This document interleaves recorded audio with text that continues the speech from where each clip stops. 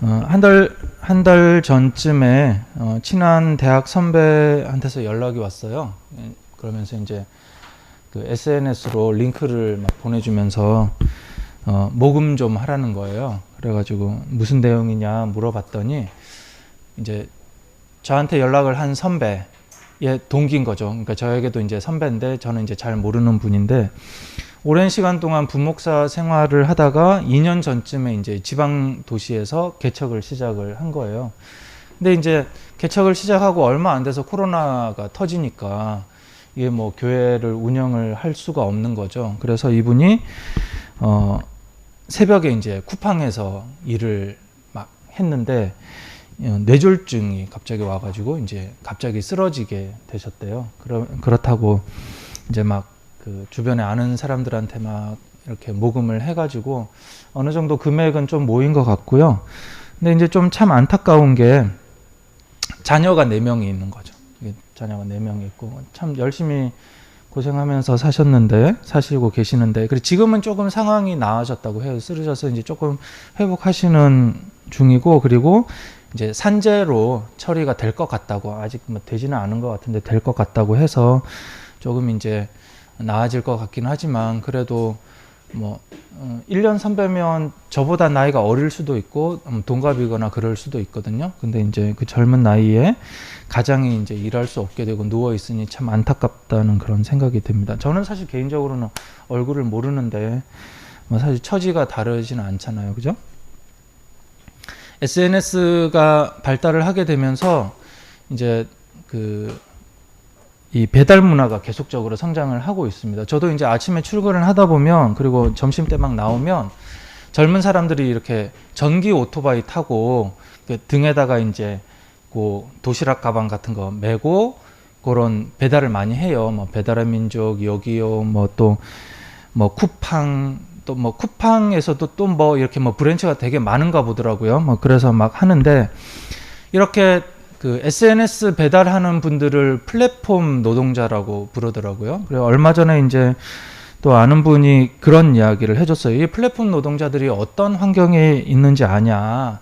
근데 지금 코로나 상황 때문에 되게 많은 사람이 이쪽으로 지금 밀려나고 있어요. 그러니까 이제 교회들 같은 경우에도 부목사들이 이제 뭐 잘리거나 또 아니면 이 교회에서 사임을 하고 저쪽 교회로 가려고 하는데 코로나 때문에 그쪽 교회에서 안 뽑겠다고 하는 거죠. 그러니까 뭐 신방할 일 없고 뭐 이렇게 부목사가 할 일들이 별로 없으니까 뽑지를 않는 거죠. 그래서 되게 많은 목회자들이 이쪽으로 지금 밀려나고 있는 그런 상황이고요. 그리고 젊은 층 같은 경우에도 지금 올해 같은 경우에 대기업이든 막 이렇게 채용을 안 하니까 알바를 하면서 굉장히 이쪽으로 많이 밀려나고 있는 상황인데 근데 문제는 이분들이 노동 환경이 너무 열악하다는 것이죠. 그런 이야기를 들었습니다. 이제 그 배달 어플이 있으면 이분들이 쓰는 이제 어플이 있잖아요. 이렇게 있으면 탁콜이 들어오면 빨리 받아야 된대요. 이게 많이 빨리 받을수록 그게 자기한테 떨어지는 수수료니까. 근데 이걸 이제 딱 찍는 순간부터 해가지고 가야 되는 시간이 있대요. 그 뭐 예를 들면 뭐 15분 안에 배달을 하고 25분 안에 이제 배달을 하고 이제 요런 게 시작이 되는데 하루 종일 이렇게 막 다니다 보면 화장실을 갈 시간이 없는 거죠. 그러면 예를 들어 우리 집에 배달원이 음식을 갖다 배달을 하고 왔는데 아니면 뭐 이렇게 남자는 없고 저희 와이프만 있는데 남자분이 배달을 하러 와가지고 화장실 좀 써도 되겠습니까? 그럼 누가 들여보내주겠어요? 불안하니까 안 되잖아요. 그래서 대부분 많은 경우에는 이거를 이제 그 주문한 곳에 가가지고 그 사장님한테 사장님 화장실 좀 써도 되겠습니까? 그러면 어떤 사람들은 써도 된다고 하는데 어떤 사람들은 손님들이 별로 안 좋아하니까 못 들어오게 하는 거죠. 그러면 이제 이분들이 어떻게 하냐면 시간을 단축을 시켜야 되는 거예요. 배달하는 시간이 25분이다 그러면 20분으로 최대한 단축을 시키고 그 5분 동안에 화장실을 가야 되는데 그나마 초짜거나 그 시간이 확보가 안 되는 사람은 배달을 하면서 그냥 한다는 거예요. 제가 그 말을 듣고 막 너무 놀랐어요. 배달을 하면서. 그게 실제로 지금 이제 그런 환경인데 이런 일들이 생겨날 수밖에 없는 구조적인 여러 가지 문제들이 있는 거예요. 근데 만약에 이제 이분이 화장실을 가기 위해서 그 콜을 안 받잖아요. 근데 이게 누적이 되면 점수가 반영이 돼가지고 그 사람한테 들어오는 콜이 뭐 절반 혹은 많게는 심하게는 10분의 1까지 확 줄어버린대요. 그러니까 막 자기가 콜을 안 받을 수가 없는 거죠. 거기다가 이런 경우에 이 플랫폼 노동이라고 하는 것이 사실은 고용자와 노동자와의 정확한 관계가 없는 거예요. 그러니까 예를 들면 우리가 이제 배달의 민족에다가 주문을 하면 이 사람들이 배달의 민족에 고용이 된 사람이 아니라 이 사람들은 다 개인 사업자인 거죠. 우리는 배달의 민족에다가 주문을 하지만 이 배달의 민족 자체는 이 플랫폼을 만들어 주기만 할 뿐, 실제로 관계는 우리와 그 노동자와의 관계인데 이 사람의 노동과 또 혹은 사고 나는 것에 대해서 우리가 책임을 져주지는 못하잖아요. 누구도 책임을 져줄 수가 없는 그런 구조인 거죠. 그렇지만 이런 부분들이 점점 더 늘어가고 있는 상황인 겁니다. 그러니까 우리가 알다시피 뭐 배달이 보니까 우버 배달도 생겼더라고요. 뭐 배달의 민족, 요기요부터 해가지고 굉장히 많은 그런 부분들이 생겨나고 있어서 이 노동 환경들이 이제 점점 더 열악해지고 시대가 발전을 하고 있기 때문에 새롭게 생겨나는 그런 문제들인 것 같습니다. 근데 이제 처음 옛날만 해도 많은 사람들이 이렇게 뭐 짜장면집 배달하고 이러면 어이구 공부도 안 하고 중학교 때 맨날 오토바이나 타고 돌아다니다가 네가 뭐 그렇게 살지 뭐 이렇게 했지만 지금은 사실은 그렇지 않다는 것이죠. 제가 이제 우리 정 집사님도 일정 정도 하셨지만 제가 예전에 이사를 하는데 경비 아저씨 너무 놀랐어요. 경비 아저씨. 우리 집에서 경비를 하시는데 이 옆동에 계시는 분은 중대법대를 나와가지고 법무사 사무실에 엄청 오래 계신 분이고 우리 라인에 계시는 이분은 유학파에다가 친구가 고대 총장, 연대 총장 이런 분이고 그러니까 그런 데서 일을 하시는 분이 예전에는 학력 없고 뭐 이런 식의 취급을 받았지만 요즘은 그렇지 않다라는 것이죠. 40대, 50대에 제 나이에 명예퇴직 해가지고 하나의 일만 계속 하다가 그 사람이 할 수 있는 게 뭐가 있겠어요.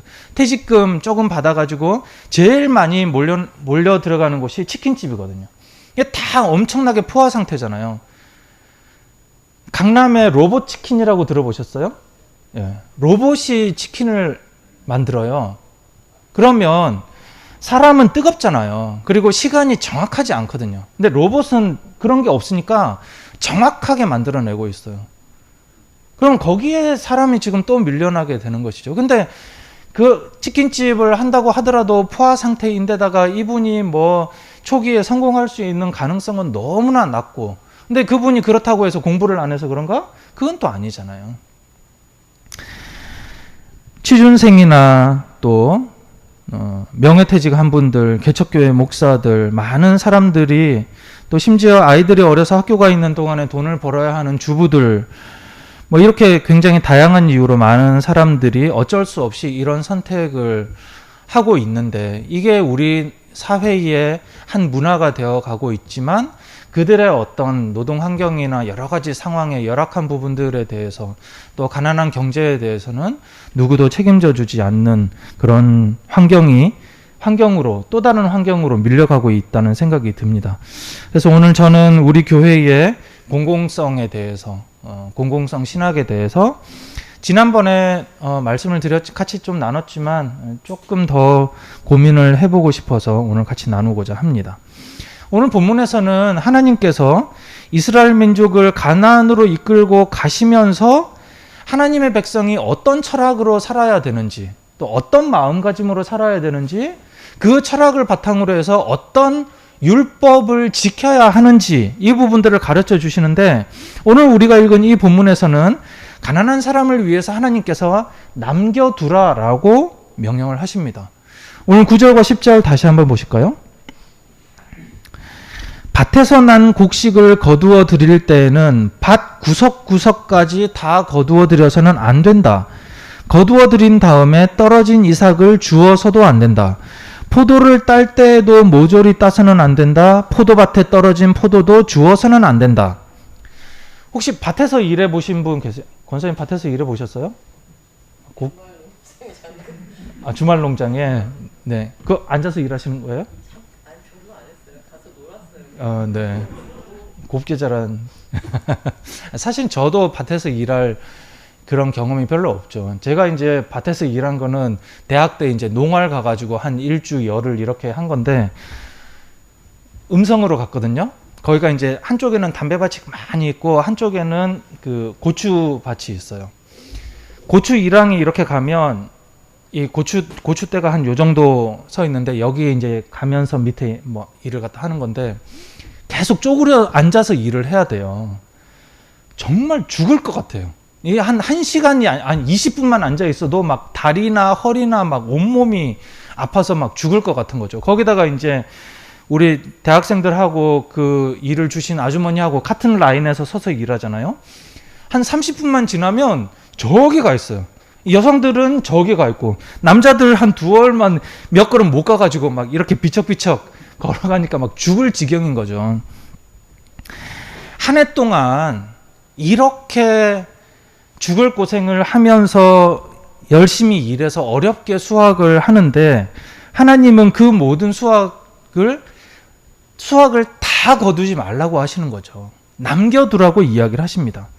그나마 밭에서는 일을 하다가 떨어진 이삭을 줍지 말라고 하시는데, 포도과수원에서는 아예 일정 정도의 송이를 남겨두라고 하십니다. 그렇게 해서 땅에 떨어진 것, 남겨진 것은 가난한 사람들, 또 외국인 나그네들이 추수가 끝난 뒤에 와서 거둬서 먹게 되는 것이죠. 아마도 여기서 이삭이라고 하는 것은, 밭의 이삭은 밀밭을 이야기를 하는 것 같아요. 그러니까 그걸로 이제 주식을 삼을 정도의 그런 게 되겠죠. 일을 하는 사람들도 아마 그 밭에서 소작을 받아서 일을 하는 사람들도 꽤 가난한 사람들이 많을 것입니다. 하지만 이 밭을 소유한 사람이 됐든 아니면 밭에서 품삯을 받는 사람이 됐든, 그래도 이 사람들은 조금 낫다라는 것이죠. 이 사람들보다도 경제적인 그 기반이 더 없는 사람들을 위해서, 이 사람들이 최소한의 목숨을 유지하도록 하기 위해서 하나님께서는 이런 긍휼 시스템을 만들라고 하시는 겁니다. 그런데 더 놀라운 것은, 이게 거룩한 백성의 필수적인 마인드라는 것입니다. 오늘 본문은 레위기 말씀이에요. 레위기에는 하나님의 제사장과 백성이 거룩하게 되기 위해서, 거룩한 삶을 살아가기 위해서 주어진 명령입니다. 오늘 본문이 이제 19장에 나와 있는데, 19장의 이 시작된 부분에 보면, 화면을 한번 보실까요? 19장 2절에서 너희의 하나님인 나 주가 거룩하니 너희도 거룩해야 된다. 하나님께서 거룩하시니, 여기서 거룩해야 된다라고 하는 것은 지금 네가 거룩해라 라는 것이 아니라 너희가 점점 더욱더 거룩해져라 라고 하는 말씀이에요. 하나님께서 거룩하시니 우리도 거룩해야 된다라고 하는 것에 대해서 그 마음을 가지고 있어야 되고, 그 마음을 놔버려서는 안 되는 것이죠. 그런데 이 거룩하게 되기 위한 율법을 레위기에서 굉장히 많이 써놨어요. 굉장히 많이 다양한 것들을 써놨는데, 제일 첫 번째로 하나님께서 네가 거룩하게 되기 위해서 첫 번째 지켜야 되는 것이 무엇이냐? 우상 숭배하지 말라는 거예요. 그 다음으로 바로 나오는 것이 오늘 본문의 내용입니다. 그러니까 하나님께서는 네가 하나님을 섬기는 것 그 다음으로 무엇이 중요하냐? 정말 가난한 사람들에 대해서 생각하고 배려하는 그 마음이 정말 중요하다, 이 말씀을 하시고 계시는 것이죠. 이스라엘 백성들이 가난한 사람을 돌보지 않는다고 해서 감옥에 가거나 그러지는 않았을 것입니다. 그러나 가난한 사람들이 있음에도 불구하고 돌아보지 않는 사람을 하나님께서 네가 죄 없다라고 말씀을 하시지는 않는다라는 것이죠. 신약에서도 보면 거지 나사로에 대한 이야기가 나오죠. 그 부자가 부자가 나사로를 돌보지 않는다고 해서 감옥에 가거나 그러진 않아요. 누구도 나와가지고 왜 당신 집 앞에 있는 이 사람을 돌보지 않았습니까? 당신의 의무를 제대로 하지 않았으니 당신은 면연형입니다. 이렇게 하지 않는다는 것이죠. 그럼에도 불구하고 하나님은 그에게 죄가 없다고 하지 않는 것입니다. 룻기에서 보면 타지에서 남편도 잃고 아들도 다 잃은 룻과 보아스가 고향으로 돌아왔을 때 그들이 생계를 유지할 수 있었던 게 바로 이 부분이었어요. 밀 떨어진 이삭을 줍는다고 해가지고 막 이걸 갖다가 다른 사람들처럼 막 어마어마하게 막 이렇게 가지고 오진 않지만 오늘 나가서 열심히 주우면 오늘은 먹을 수 있을 정도, 바구니에 요 정도 담길 수 있을 정도는 주워올 수 있었는데 그것이 어떤 사람에게 있어서는 하루 생계가 된다는 것이죠. 여기서 우리가 한 가지 더 눈여겨볼 것이 있습니다. 하나님께서 이 율법을 주시는 상황은 가나안으로 들어가기 전에 주신 말씀이라는 거예요. 이스라엘 민족이 가나안에 들어갈 때 하나님께서 몇 가지의 중요한 과제를 주십니다. 사실은 이 중요한 과제가 어느 정도 이루어졌지만 완전히 다 이루어지지 않았기 때문에 이스라엘 민족에게 굉장히 큰 어려움이 닥치게 돼요. 그게 뭐였냐면 첫 번째가 가나안 민족을 몰살하고 그들의 문화를 말살하는 것이었어요. 이것이 그들에게 주어진 굉장히 중요한 과업이었습니다. 그리고 두 번째가 모든 가정에 땅을 배분하는 것이었습니다. 레위 지파를 제외하고 다른 모든 가정에 땅을 배분하는 것이었는데 근데 이 두 개가 완전히 별개의 것이 아니라는 것이죠. 이방 민족에게 이 이스라엘 백성들이 가나안으로 들어갔을 때 이 가나안은 사실 너무너무 잘 사는 곳인 거죠. 화려하고 잘 살고 예쁘고 뭐 농사 지었다고 하면 막 너무너무 풍요롭고 막 덩치도 엄청나게 좋고 얼마나 그랬을까 싶었는데 제가 아는 사람이 독일로 유학을 갔거든요.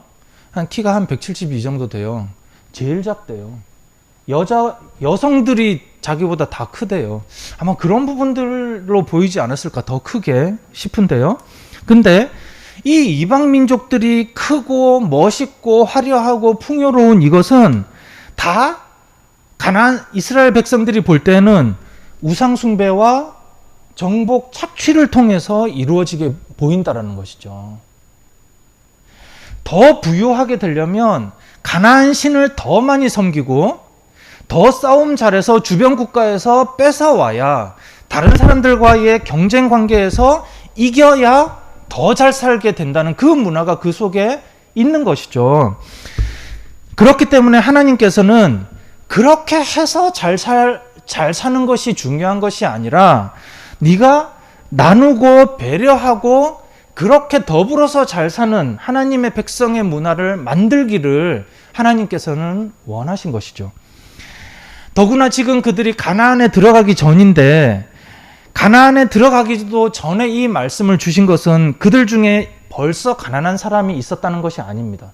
사실 이스라엘 백성들 같은 경우에는 광야에서 생활할 때 굶어 죽은 사람이 단 한 명도 없었고 옷이 찢어지거나 신발이 낡아서 헤어지는 사람이 단 한 명도 없었어요. 아주 하나님의 일방적인 은혜를 베풀어 주시는 그런 과정이었습니다.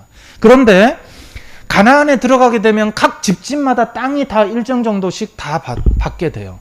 그러면 그렇더라고 하더라도 시간이 지나면 가난한 사람이 발생할 수밖에 없다는 것을 하나님은 알고 계신 것이죠. 어떤 사람의 집은 조금 더 땅이 좋아요. 어떤 사람의 집은 땅이 썩 좋지는 않아요. 어떤 사람은 농사 짓는데 아주 지혜가 잘 돌아가요. 근데 거기에 비해서 이 사람은 아주 예술적으로만 이런 사람이에요. 경제적인 그 빈부의 격차가 생겨날 수밖에 없을 뿐만 아니라 나중에 이 빈부의 격차가 심해지고 심해지다 보면 결국에는 이 가난하고 기술이 없는 사람은 팔 수밖에 없는 것이죠. 집기 팔고 장롱 팔고 나중에 다 팔다가 집 팔고 땅 팔고 나중에는 자기 몸 팔고 애들까지 노예로 주고 이런 상황이 생겨날 수밖에 없다는 것을 하나님께서는 알고 계셨던 것이죠. 근데 참 묘한 것이 하나님께서 이런 상황을 보시면서 걱정하지 마라. 가난한 사람들, 자, 눈 뜨고 일어나면 내가 하루에 5억씩 딱 넣어줄게. 아, 하루에 5억 너무. 1년에 이렇게 해가지고 가난을 없애지는 않는다는 것이죠. 가난한 사람이 먹고 살 수 있는 길이 하나님께서 일방적으로 은혜를 베풀어서 가난을 없애는 것이 아니라 사람을 통해서 이루어지도록, 사람을 통해서 그가 먹고 살 수 있도록 하나님께서는 그 길을 원하시는 것입니다.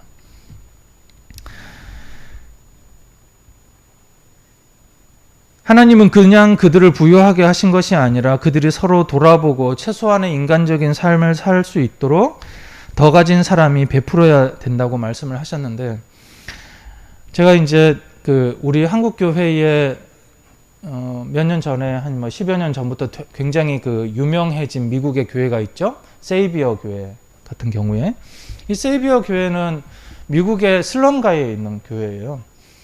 전쟁 이후에 1960년대에 공군 장교로 계시던 군목 목사님이 이제 장교에서 내려두고 와서 교회를 세웠습니다. 근데 이 사람이 볼 때, 이 목사님이 볼 때 가난한 사람들이 너무 많으니까, 그래, 유명한 크리스찬 기업들을 찾아가가지고 도네이션을 받으려고 했어요. 내가 이런 일들을 하려고 하니 당신이 좀 도와주십시오. 근데 이런 지하에 딱딱 거절을 한 것이죠. 그래서 오케이, 나는 절대 이런 사람들에게서 손을 벌리지 않겠다라고 해가지고 사람들끼리 그냥 시작을 한 거예요. 이 세이비어 교회가 제일 처음 한 게 뭐냐면 토기장의 집이라고 하는 카페를 엽니다. 그 당시만 해도 사실 카페가 많지 않잖아요. 근데 이제 이 카페를 만들어 두면 사람들이 그냥 드나들고, 그러면 그 사람들을 만나서 좀 복음에 대해서 이야기하고 그냥 그럴 생각으로 그렇게 카페를 만들었대요. 근데 이 사람들이 와서 보니까 대부분이 다 흑인인데, 남자하고 여자하고 간에 다 그냥 대낮에도 그냥 여기 와가지고 술 먹고 놀고 막 커피 마시고 이러고 있는 거죠. 직업이 없는 사람이 너무 많다라는 거예요. 그래서 그래, 그러면 이 사람들을 위해서 직업을 알선을 해줘야 되겠다. 직업 알선소를 만듭니다. 근데 문제가 이 사람들이 직업을 갖기 위해서 트라이를 해본 경험이 없는 거예요. 면접을 볼 줄도 모르고, 면접을 갈 때 이력서를 어떻게 써야 되는지도 모르고, 복장을 어떻게 해야 되는지도 모르고, 그러니까 거기서부터 또 다시 시작을 했다고 합니다. 이력서 쓰는 법, 면접 보는 법, 옷 빌려주고, 그런 식으로 해서 점점점 사역이 늘어가서 15년 전에, 10년 전쯤에 제가 그 자료를 봤을 때는 약 75개의 사역에 1년에 100억 정도를 교회에서, 물론 그게 이제 굉장히 많은 도네이션을 받아서 그렇게 했겠죠. 근데 이 교회 교인이 몇 명이었느냐? 200명이 안 되는 것이죠. 그러니까 작은 교회들이라고 해서 그런 정도의 꿈도 못 꾸고 그러는 것이 아니라, 교회가 사람들과 만나기 위해서 하나씩 그렇게 하다 보니 그렇게 늘어간 것 같아요. 서울에, 지금은 과천으로 옮겼습니다만, 서울에 감자탕 교회라고 혹시 들어보셨어요? 예, 광염교회죠. 광염교회 간판이 이렇게 걸려 있는데, 감자탕 집이 1층에 있어가지고 간판이 멀리서 보면 광염은 안 보이고 감자탕만 보여서 감자탕 교회로 유명해진 그 교회죠. 근데 이 교회가 예전에 우리 이렇게 바다에, 서해 바다에 유조선 침몰하고 기름 떠다니고 그러면 제일 먼저 가는 보이는 사람들이 광염교회 사람들이었어요. 광염교회 같은 경우에는 자원봉사단이 여러 팀으로 조직이 되어 있어가지고 그 팀들이 이제 순번으로 이렇게 돌아가는 것이죠. 근데 저는 참 인상 깊게 봤던 게, 이 광염교회 같은 경우에는 추구하는 것 중에 하나가 가난한 교회예요. 이제 2층 건물인가 그렇게 상가 건물 이런 데 있는데, 한 달에 다음 달 낼 월세나 이런 거를 남겨두고 100만 원만 남겨두고 나머지를 무조건 다 써야 되는 것이죠. 물론 이제 운영위원회에서 이제 회의를 해가지고 어디에 쓸지 이제 이런 걸 갖다가 결정을 하는데, 100만 원 딱 남겨놓고 그 달의 월세와 다음 달의 월세 정도, 그리고 100만 원 정도 남겨놓고 다 쓰는 거예요. 제가 신대원 다닐 때 저쪽에 강원도 쪽에 태풍이 와가지고 교회가 떠내려가 버렸어요. 그때도 제일 먼저 자원봉사 온 팀이 광양교회 팀이었고, 광양교회 목사님께서 교회 무너진 걸 보고 그 복구하는데 3천만 원인가 그렇게 든다 그러더라고요. 바로 전화해가지고 재정장로님한테 원래는 회의를 해야 되지만 죄송하지만 상황이 너무 그러니 목사님 가족들도 잘 곳도 없고 그러니 먼저 지출을 하면 안 되겠습니까? 제일 먼저 지원을 하는 것이죠. 저는 혼자서 그런 생각들을 해요. 작다고 걱정할 필요도 없고 사역이 작은 것에 대해서 걱정할 필요도 없고 솔직히 저는 이제 말할까 말까 네. 제가 아는 분이 이제 국민일보 기자로 들어간 분이 계셔요.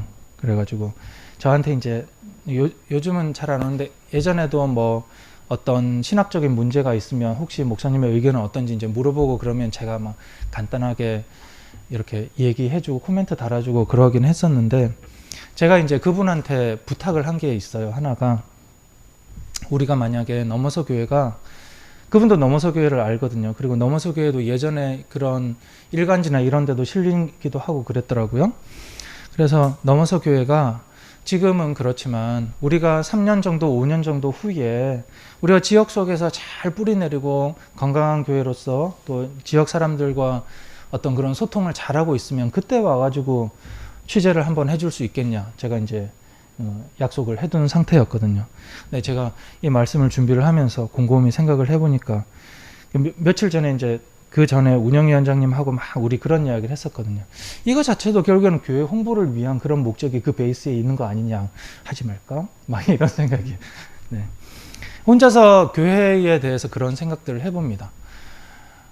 우리가 평균 연령이 어느 정도 있고 그러니 그냥 억지로 우리에게 맞지 않는 그런 사람들을 찾는 것이 아니라 아예 그냥 교회에서 퇴직자를 위한 그런 프로그램들을 한번 만들어 보면 어떨까. 사실 뭐 노인을 위한 국가는 없다 뭐 이런 뭐 이야기 소설도 있긴 하지만 작품도 있긴 하지만 어디를 가나 사실 이렇게 반기진 않잖아요. 그죠? 그러면 아예 그냥 그런 분들을 위해서 결국에는 그게 우리를 위한 것이고 우리가 편하기 위한 그런 것이니까 그런 건 어떨까라는 그런 생각이 들기도 했고 청년들이 맨날 카페에서 취업을 준비하는데 취준생들, 카공족들 카페에서 공부하는 그런 분들 돈 없어가지고 맨날 그러면 교회를 스터디 카페로 열면 어떨까 뭐 그런 등등 우리가 할 수 있는 부분들을 갖다가 뭐 지금 당장은 아니라도 고민하면서 하나씩 그런 한번 만들어 보면 어떨까 그런 생각들을 하고 있어요. 어떻든 중요한 것은 관심을 끊지 않는 것 같습니다. 성도의 공동체는 그것이 나쁜 것은 아니겠으나 많은 교회들이 교회에 와가지고 늘 기도하면서 우리의 대학 붙게 해주십시오. 우리 잘 살게 해주십시오. 너무 힘드니까 거기에서 벗어나기 위한 그런 기도를 하는 것이 나쁜 것은 아니겠지만 그러나 그것만을 놓고 기도를 하는 이들도 있다면 우리 같은 경우에는 교회 정관에서부터 그런 거잖아요. 나누고 배려하고 우리보다 가난한 사람들 그 사람들에게 손을 내미는 것이 내 동정심에 의한 것이 아니라 내가 그걸 통해서 내가 거룩한 백성이 되어가는 과정인 것이죠.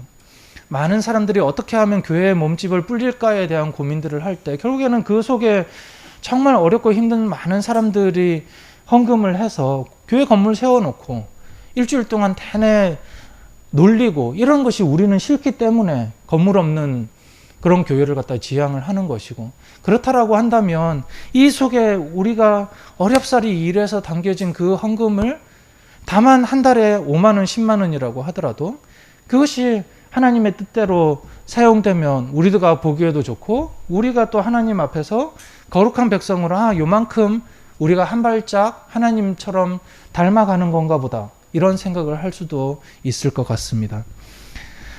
현상 유지와 부와 풍요의 유지를 위한 목적이 아니라 이 땅의 모든 사람들이 목을 메고 있는 그런 성공 문화 또 정복과 착취의 문화를 끊어내고 나눔과 배려의 시스템을 만드는 것이 하나님의 뜻이라면 우리 역시도 지향해야 되는 것이 그 부분이겠죠. 우리 공동체가 함께 나누고 배려하는 데 대한 관심을 놓지 않고 또 우리 교회와 우리의 삶의 방향성이 될 수 있기를 예수 그리스도의 이름으로 축원합니다. 아멘.